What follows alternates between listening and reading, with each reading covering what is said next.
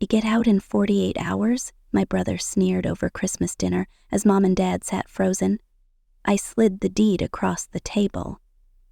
Actually, you have 24. Their jaws dropped when...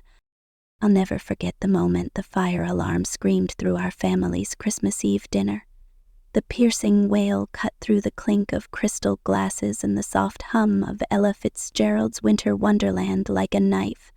My heart slammed against my ribs as I froze, fork halfway to my mouth, prime rib dripping onto Mom's heirloom tablecloth. For a split second, I thought the house was burning down, but no, this was no ordinary alarm. This was the sound of my life catching fire. I'm Emily Carter, 27, and I was sitting at that glittering dining table in our Seattle mansion, surrounded by twinkling lights and the scent of truffle mashed potatoes, when my world started to unravel. My older brother, Nathan Brooks, leaned across the table, his eyes cold as the December rain pelting the windows, and delivered a blow worse than any flame. "Emily," he said, voice low and deliberate, "you need to leave this house, or there'll be consequences." Those words hit harder than the car crash I'd survived 6 months earlier, harder than the layoffs that stripped me of my tech job, harder than anything I'd ever faced. They weren't just an ultimatum, they were a declaration of war. Let me back up. If you're reading this from a cozy coffee shop in New York, a beach house in Sydney, or a rainy flat in London, you probably know what it's like to love your family but dread the holidays. That mix of warmth and tension, like a wool sweater that's too tight. For me, Christmas Eve 2024 was supposed to be a reset, a chance to rebuild after a year that had kicked me down and kept swinging. Instead, it became the night that exposed a secret so big it would change my family forever. Stick with me. This story's got twists you won't see coming, and if you've ever felt betrayed by someone you trusted, you'll want to hear how this dinner ended. Drop a comment below and tell me where you're reading from. Have you ever had a family moment that blew up in your face? Let's connect over the chaos. To understand why Nathan's words cut so deep, you need to know who we are. My dad, James Carter, is 68, a retired investment banker who made his fortune in the 90s tech boom. He's the strong, silent type, more comfortable crunching numbers than navigating family drama. My mom, Susan, 65, used to curate art for Seattle's top galleries, her eye for beauty matched only by her knack for smoothing over conflict. Then there's Nathan, 32, my older brother, a real estate developer with a Rolex and a ruthless streak. He's married to Claire, who juggles part-time work at a boutique PR firm with raising their 2 kids, Leela, 7, and Max, 5, with a third on the way. And me, I'm the youngest, once the family's golden child, a tech startup manager who coded her way to a corner office before it all came crashing down. 6 months before that dinner, I was living the Seattle dream, a sleek downtown condo, a 6-figure salary, and a team that called me boss. Then a corporate merger gutted my company, and I was out on the street with a severance check that barely covered my car payment. 2 weeks later, a distracted driver T-boned my Prius at a Capitol Hill intersection. The crunch of metal still haunts my dreams. I walked away with bruises and a sprained wrist, but my confidence was totaled. With no job and a lease I couldn't afford, I had no choice but to crawl back to my parents' sprawling mansion in Bellevue. Mom wrapped me in a hug and said, "Take all the time you need, sweetheart." Dad just nodded and handed me the keys to my old bedroom. "This is home," he said. I believed them. I wasn't mooching, no matter what Nathan claimed. I paid for groceries, coded freelance apps to cover utilities, and even debugged Dad's finicky smart home system when it locked us out of the garage. I was job hunting too, firing off applications to Amazon, Microsoft, and every startup in a 50-mile radius. But the tech market was brutal, and every rejection chipped away at my hope. Meanwhile, Nathan and Claire were drowning in their own mess. His real estate deals were big, but so were his debts. Private school tuition, a leased Tesla, and a waterfront condo they couldn't really afford. Claire's PR gig barely covered daycare. And with another baby coming, Nathan's stress was a ticking bomb. He started taking it out on me, dropping snide comments about my free ride at family brunches, or texting me articles about millennials who refuse to grow up. I brushed it off as sibling rivalry. Big mistake. That Christmas Eve, the tension was thicker than Mom's cranberry pear tart. The mansion looked like a Hallmark movie set, a 12-foot Douglas fir dripping with ornaments, crystal chandeliers casting prisms on the walls, and a jazz playlist I'd curated to keep things classy. Mom had outdone herself with the menu. Prime rib, truffle mashed potatoes, roasted Brussels sprouts with bacon, and her tart for dessert. The dining room table gleamed with her vintage china, the kind she only used for special occasions, and the air smelled like rosemary and red wine. It should have been perfect. But from the moment Nathan walked in, his Armani suit crisp and his smile forced, I knew something was wrong. Claire avoided my eyes, fussing over Lila and Max as they squirmed in their holiday outfits. The kids were oblivious, but I felt it, a storm brewing. The first warning sign came during dinner prep. I was arranging Mom's antique wine glasses when Nathan smirked and said, "Making yourself right at home, huh? Those glasses cost more than your last paycheck." I laughed it off, but it stung. Then, as I checked the oven, a spark shot from a faulty outlet, nearly igniting the dish towel I'd left too close. My pulse spiked as I yanked the plug and smothered the smolder. "Careful, Emily," Nathan called from the bar, pouring himself a scotch. "Wouldn't want to burn down Mom and Dad's house while you're still living in it." Mom shot him a look, but he just shrugged. I should have called him out then, but I didn't want to ruin the night. Another mistake. We sat down at 7 p.m., the table glowing under the chandelier's soft light. Nathan insisted on leading the toast, which was odd. Dad usually did that. His words started warm but turned sharp. "To family," he said, raising his glass, "and to those who know when it's time to stand on their own." The room went quiet. Lila whispered to Claire, "What's Daddy talking about?" Claire shushed her. But Nathan's eyes locked on mine. I forced a smile and sipped my wine, but my stomach twisted. Then, mid-dinner, my phone buzzed with an email that made my blood run cold. The subject line read, "Leave the house, or we expose the Carter secret." No sender name, just a string of random characters. My hands shook as I skimmed the message. "You don't belong there. Get out, or everyone learns the truth." I shoved the phone under my napkin, heart racing. Who sent this? What secret? Before I could process it, Nathan set down his fork with a clink and leaned forward. "Emily, you've been here 9 months now, haven't you?" His tone was casual, but his eyes were predator sharp. I nodded, cutting my Brussels sprouts to keep my hands busy. "Yeah, about that. Why?" He took a slow sip of scotch. "Just curious." 9 months is a long time to, what's the word? Sponge off Mom and Dad? The word hit like a slap. Dad cleared his throat. "Nathan, that's enough. It's Christmas." Mom chimed in, her voice shaky. "More potatoes, anyone?" "Emily whipped these up, and they're divine." But Nathan ignored them, his voice rising. "Some people need to learn independence. You know, personal growth.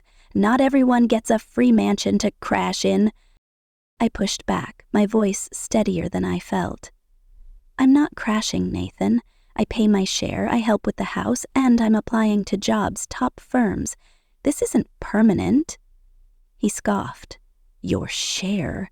Emily, you're living in a 6-bedroom estate with a home theater and a wine cellar. What's your share of that?" Claire shifted uncomfortably, her cheeks pink. "Nathan, maybe we talk about the kids' new bikes instead?" He waved her off. "No, Claire, this is important. Mom and Dad deserve to enjoy their retirement, not bankroll a 27-year-old who's too picky to take a job. My phone buzzed again. A job rejection from Expedia, my dream company. The timing was cruel. I gripped my glass, fighting tears. That's when the fire alarm went off. The shriek was deafening, red lights flashing on the smart home panel. We scrambled to our feet, Lila screaming, Max clinging to Claire. Dad shouted, "Everyone out!" I grabbed my phone and bolted for the door, visions of flames licking the walls. Outside, the December chill bit my skin as we huddled on the lawn, the alarm still blaring. "No smoke, no fire, just a malfunction," Dad said after checking the system. "Probably a bad sensor," he muttered, but my gut said otherwise. The loose banister I'd nearly tripped on last week, the gas leak I'd caught in the furnace, the kitchen spark, too many accidents. Was someone tampering with the house? With me? Back inside, the mood was ruined. Nathan didn't miss a beat. "Maybe it's a sign, Emily. Time to go." He leaned against the table, arms crossed. "You're draining their savings. They can't downsize with you here mooching. My kids need private school, and Claire's pregnant again. We're out of space in our condo." I snapped. "Maybe you shouldn't have leased that Tesla before planning for another kid." The silence was brutal. Claire gasped, her hand flying to her mouth. Nathan's face twisted with fury. "You're one to talk about planning, Emily. No job, no place, just leeching off our parents like a parasite." Dad slammed his hand on the table. "Nathan, stop it. This is Christmas, not a courtroom." Mom's voice trembled. "We love having Emily here. She's our daughter." But Nathan doubled down. "She's a burden. I've already talked to a lawyer. You've got 48 hours to pack Emily or we'll make this legal." My jaw dropped. A lawyer? He'd planned this. He even had the nerve to add, "I found some condos downtown. Cheap ones, you'll need a roommate, but they're adequate." The condescension dripped like venom. I looked to Mom and Dad, begging for backup, but their stunned silence cut deeper than Nathan's words. Why weren't they shutting him down? Then it hit me, a memory so vivid it stole my breath. I was 19, home from college, sitting in Grandma Margaret's penthouse overlooking Lake Washington. She'd been frail, her hands trembling as she pressed a letter into mine. "This is for your future, Emily," she'd said, her voice firm despite her illness. "The house papers are in the safe. Your grandfather and I wanted you to have security. Don't tell Nathan." Not yet. I'd been too young to grasp it, too busy with finals and frat parties. I tucked the letter away and forgot it. Until now. "Excuse me?" I said, standing so fast my chair scraped the floor. Nathan rolled his eyes. "Running away, Emily? We're not done." I ignored him, my legs shaking as I climbed the stairs, the family portraits lining the wall, smiling Christmases, beach vacations. Felt like a lie. In my parents' study, I shoved aside Dad's old golf trophies and opened the safe with Margaret's wedding date, June 19th, 55. The click was thunder in my ears. Inside, a manila envelope bore my name in her elegant script. I tore it open, and there it was. A property deed, dated 12 years ago, transferring 1423 Evergreen Lane, the mansion, to me on my 19th birthday. My hands trembled as I read the legal text. Margaret and Grandpa Henry had bought this house in 1972, raised Dad here, then moved to their penthouse when he started his career. Instead of selling or gifting it to my parents, they'd held the deed, naming me owner at 19. "We want Emily to have a safe place," Margaret had told me. "Your parents are too generous, and Nathan, he's ambitious but not always kind." They'd made Mom and Dad promise to keep it secret unless I chose to reveal it, knowing Nathan's jealousy could poison the family. For 12 years, I'd lived in my own house without knowing it, and now Nathan was trying to kick me out of it. Downstairs, his voice carried, lecturing Mom and Dad about enabling me. I clutched the deed, my shock turning to resolve. This wasn't just about a house. It was about my place in this family, my right to exist without justifying myself to a brother who saw me as a rival. I walked back to the dining room, the jazz playlist now jarring against the tension. Nathan stood behind Dad's chair, hands on his shoulders like a politician. "We're discussing next steps for Emily's transition," he said as I entered, his tone smug. Claire looked miserable, Lila and Max now distracted with iPads in the living room. The Christmas tree sparkled behind them, its cheer mocking our chaos. I set the deed next to Nathan's plate, right beside his untouched tart. "Actually, Nathan," I said, my voice steady, "I have news about my transition you all need to hear." He glanced at the document, then froze, his smirk vanishing. "What the hell is this?" he demanded, snatching it up. I crossed my arms. "That's the deed to this house. It shows Grandma Margaret and Grandpa Henry transferred ownership to me 12 years ago. I own this place." The silence was electric. Nathan's face drained of color as he scanned the signatures and stamps. Mom gasped, her hand covering her mouth.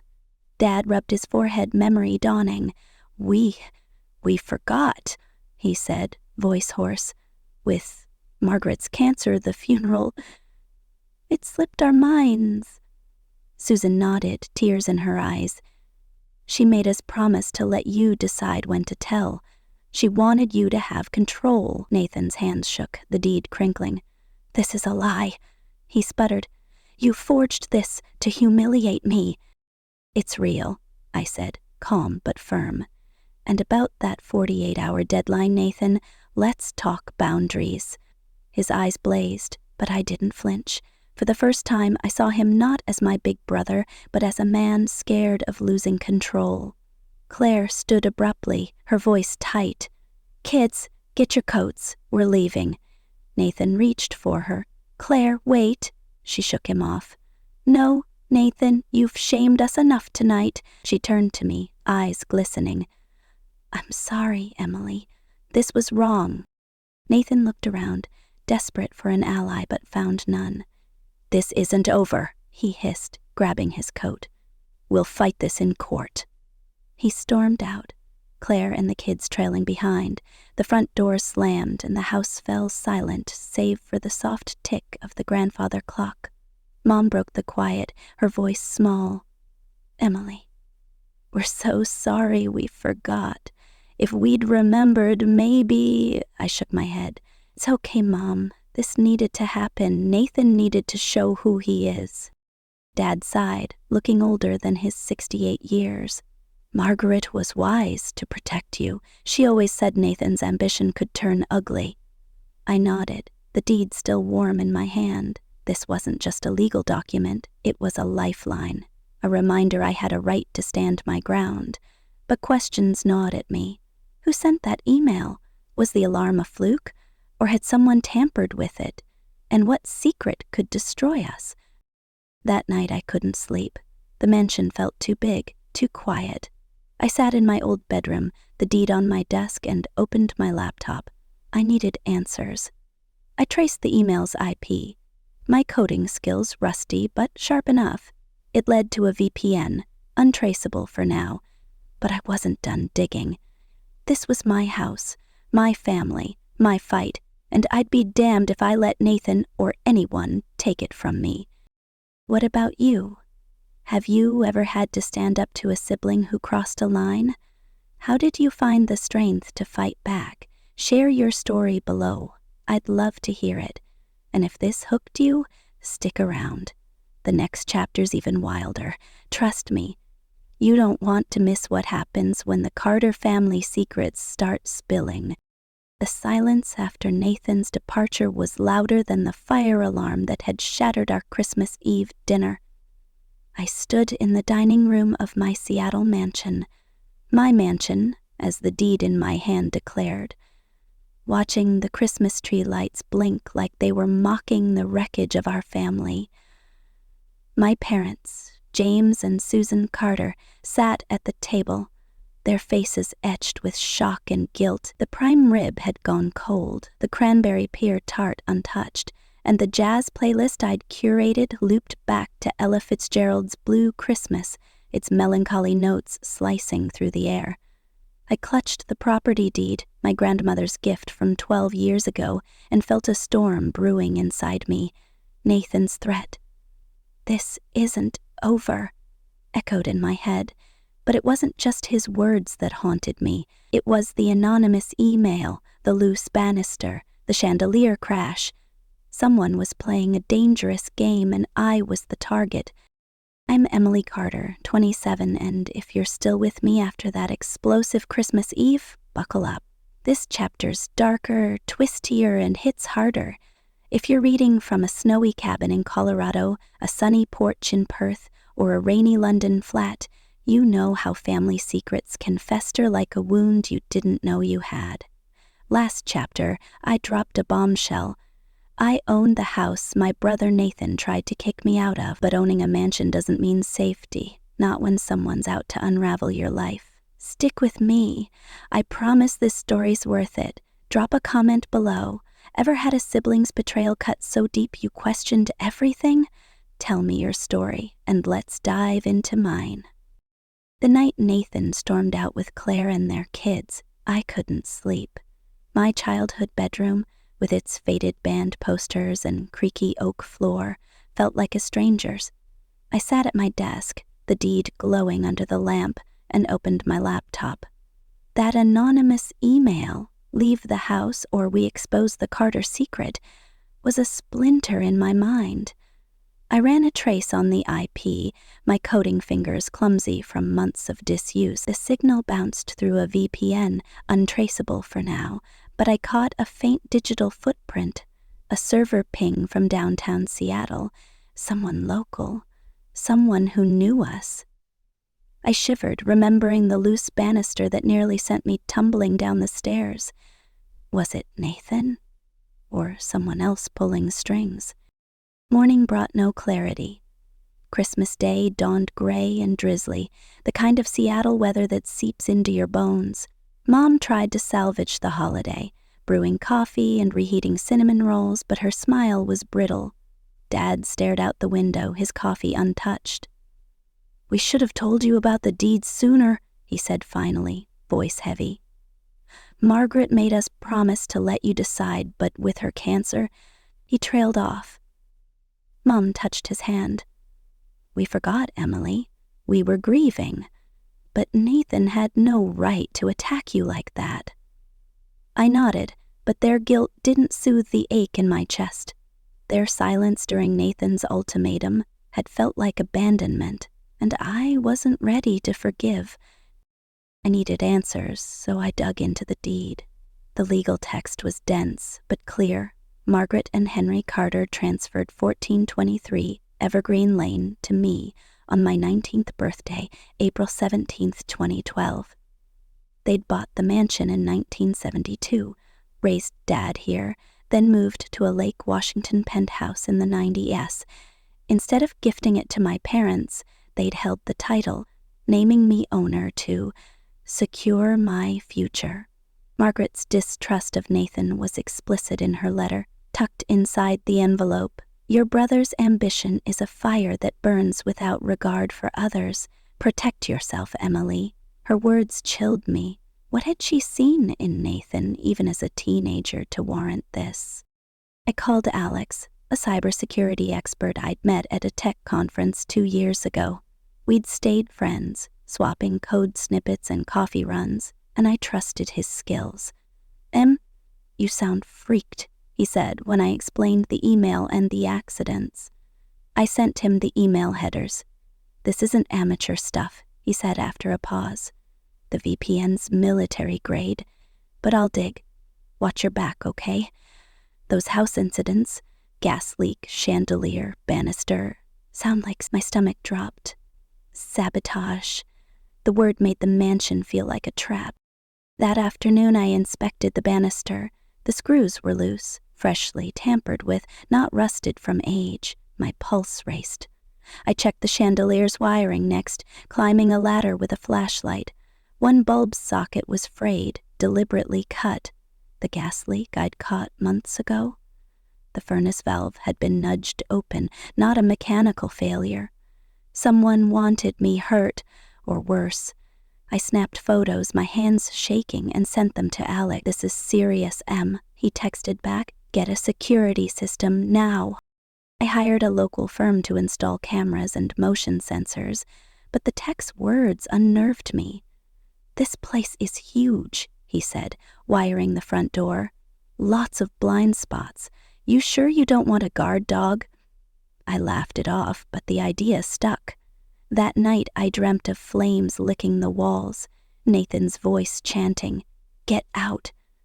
I woke in a cold sweat, my phone buzzing with a new email.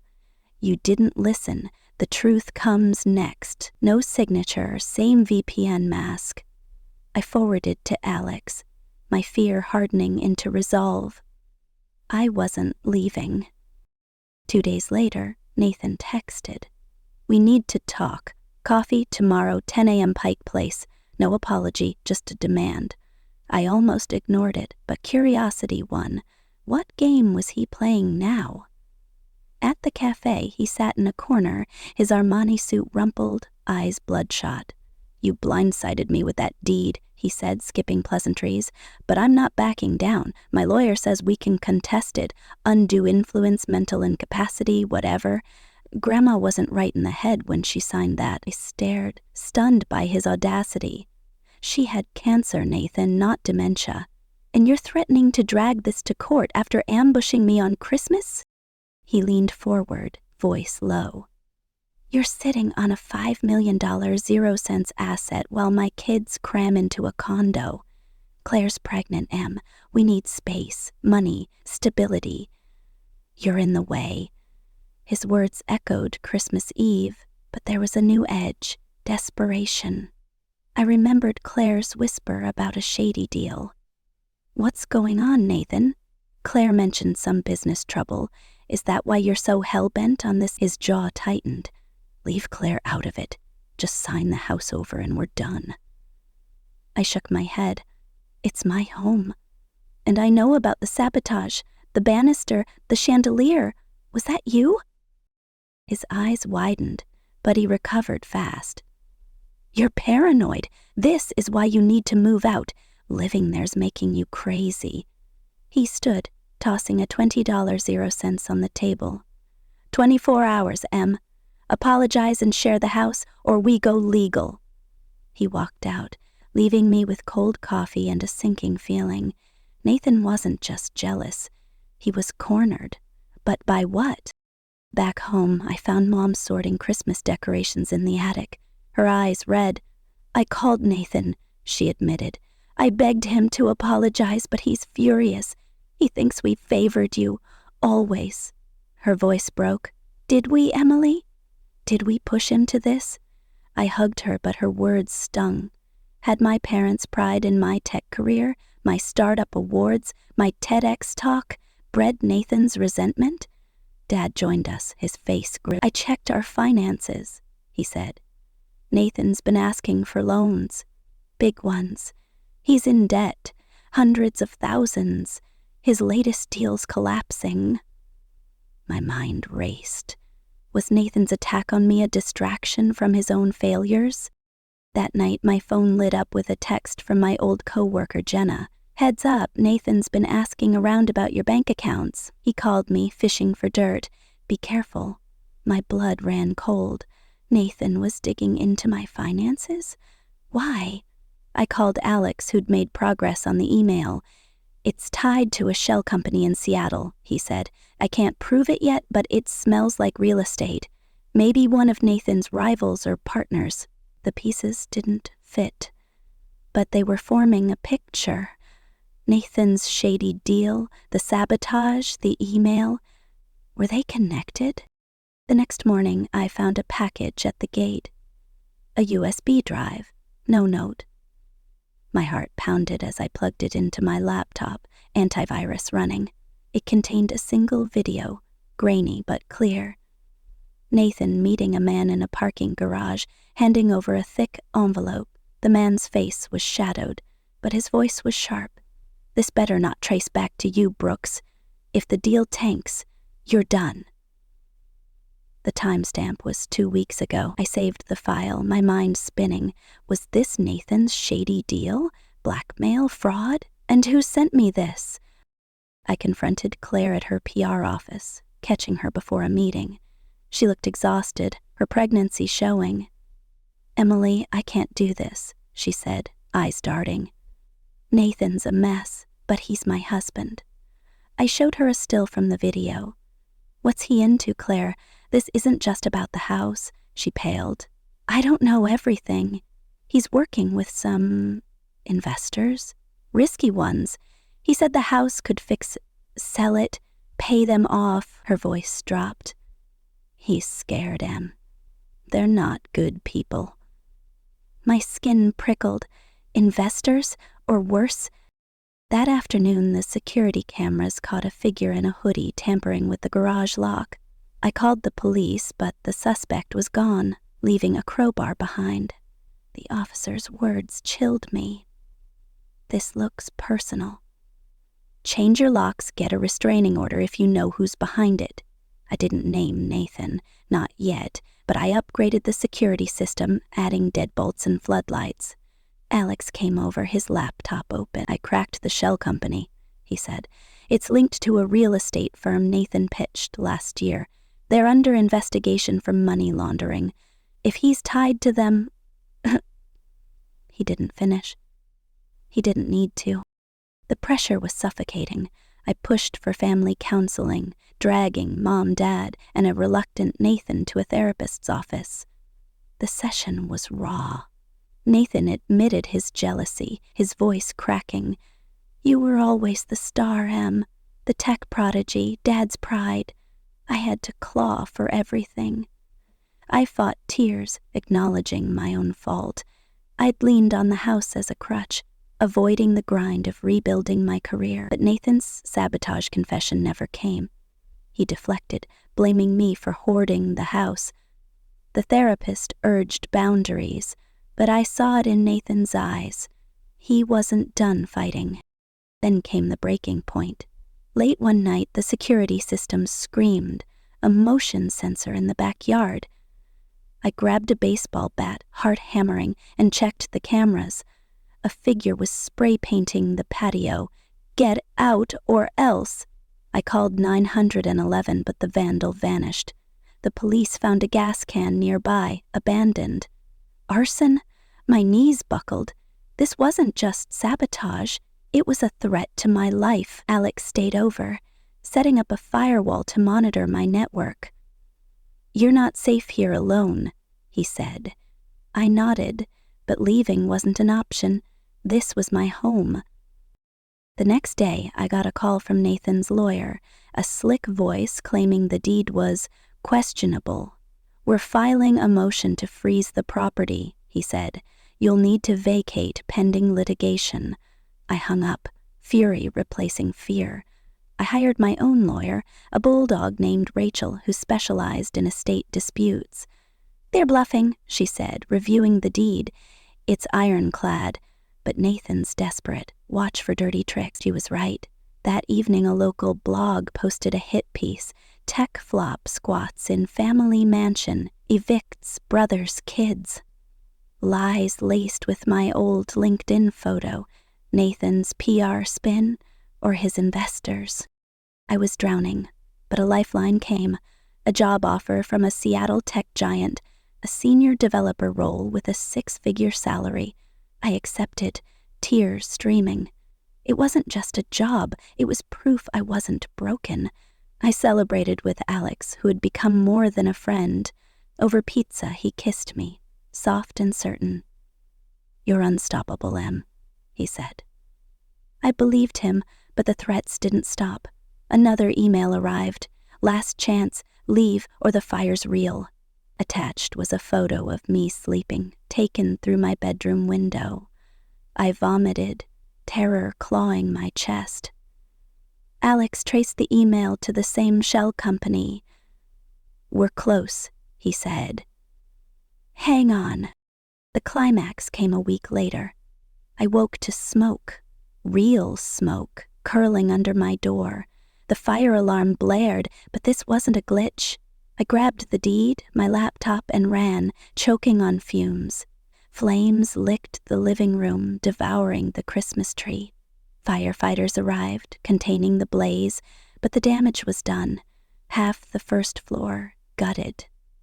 The arson report confirmed gasoline matching the can from the patio. Nathan, his investors?